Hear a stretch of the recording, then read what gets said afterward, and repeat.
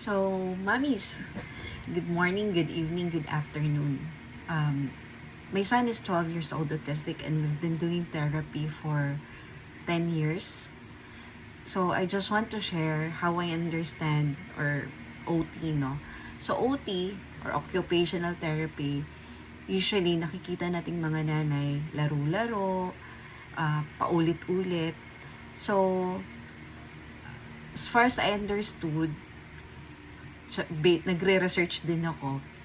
Alam ko naman lahat tayong mga nanay nagre-research para sa ikabubuti ng mga kids natin. Yung OT is not just play. Actually, the therapists are rewiring our child's brain.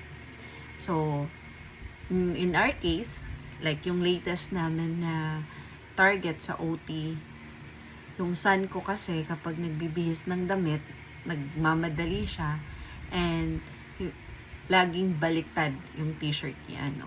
So, hindi siya nagpo-process. So, yun yung sinabi namin sa OT na gusto namin ma-address yun. Kasi at that time, he was like 11, 10, 11. No, kasi, so, yung ginawa nila was puzzle. At ang puzzle na yun, sobrang simple. Alam na ng anak ko because it's shapes and colors. An 4 lang na piece na puzzle. So, of course, di namin naintindihan bakit ganun. Kasi marunong na naman siyang mag-puzzle ng shapes. Marunong na din siya ng color, no? Tsaka 4 lang. So, di namin alam paano i-address yung concern namin na pag magsusot siya ng damit, di na baliktad. So, ibang klase yung paglalaro nila sa puzzle. Ang ginawa ng therapist, nilagay niya yung board ng puzzle sa ibabaw ng slide. Tapos, si Lucas aakyat siya doon sa slide. Titingnan niya. So, kunyari, circle na red. Yung circle na red, yung mga puzzle pieces nasa kabilang side ng room. No? So, bababa siya doon. Minsan may mga obstacle pa sa gitna. Like, either tatalon-talon siya sa mga box or whatever. Tapos, kukunin niya na yung circle na red. Babalik siya doon sa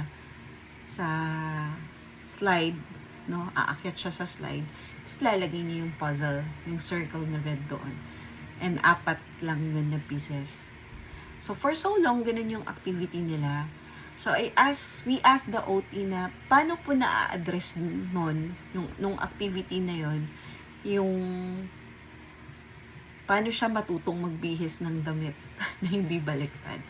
So, nabanggit ng OT na kailangan niya kasing i-process, no? Like, okay, alam niya na circle na red, bababa siya. So, while bababa siya dun sa slide, kailangan niyang i-retain sa memory kung ano yung kukunin niya.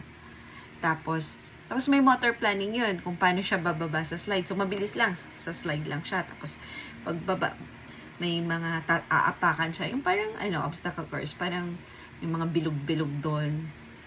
Tatapak siya dun. Siguro mga 3-4 na bilog. Tapos pagdating sa dulo, andun yung choices. Yung circle na red, blue na triangle, rectangle, ganun.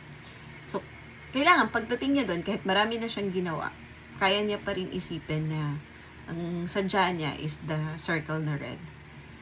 So, paano ma-address yung pagbibihis? So, sabi ng therapist, in that way, matututo si Lucas na mag-retain ng information, mag-process, at yung hindi siya magsiskip, parang iisipin niya, matuto siyang mag-isip. Kasi hindi siya nag-iisip eh. Suot lang siya kasi yung goal niya magsuot.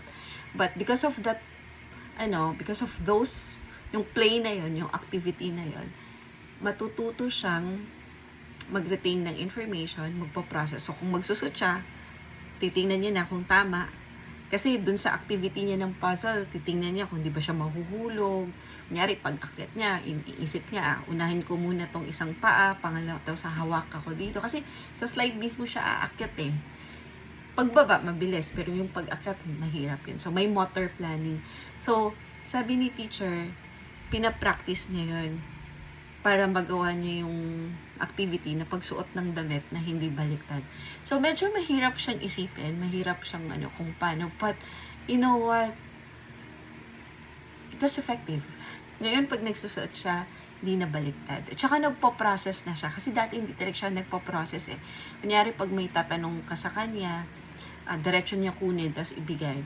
Pero pag tatanungin mo ulit, yun na yung parang naisip niya, mali pala yung ginawa ko. Saka pa siya magpo-process. But ngayon, pinaprocess niya na talaga right away.